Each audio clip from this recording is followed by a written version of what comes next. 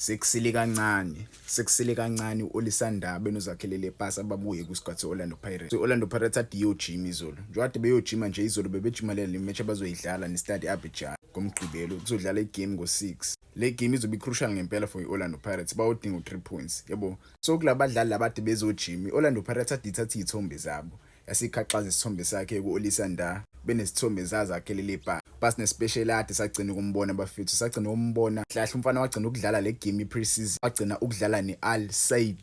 Benikhumbula kahle Orlando Pirates yashawa lapha yashaya ngo3-2 sidlala pre-season games dlala eSpain. And ngangijabulisa ngempela ukumbona umfana ebuyile njengoba sesiku second half of season. Second half of season ila khona iOrlando Pirates imeli ibe focused khona. Asidingi ma mistakes, asidingi badlala balimele. Yabo. Ngithandazela nje ulumfana lo uSipho China angalimali because melimala so limala ngempela.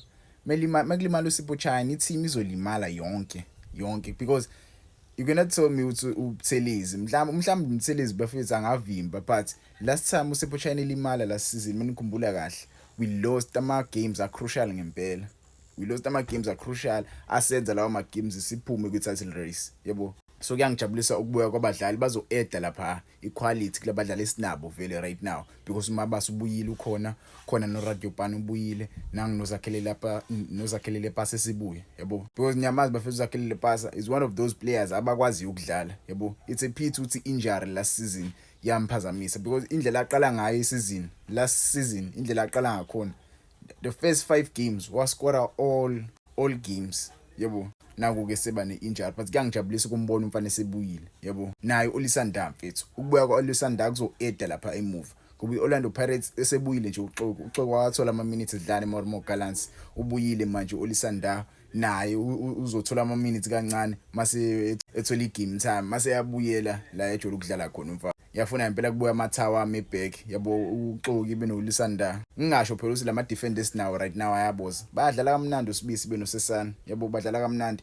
but uxoki benonda ibona abadlali phela abebejwayele ukudlala lapha emuva yabo yiwona amathawa eOrlando Pirates abejwayele ukudefend. Kangijabulisa ukubabona bebuyile bazosiza i-team yabo bazosiza i-team because right now siyabadinga ngempela yabo siyabadinga ngempela. Omunye umdlali engifisa ashesha lulame uGoodman Musela yabo uGoodman Musela bafethu uyangiwarisha ngempela bafethu since afika kuOrlando Pirates akaze alithola ithuba ukuthi adlale ngenxa ama-injury bafethu yabo ama-injury.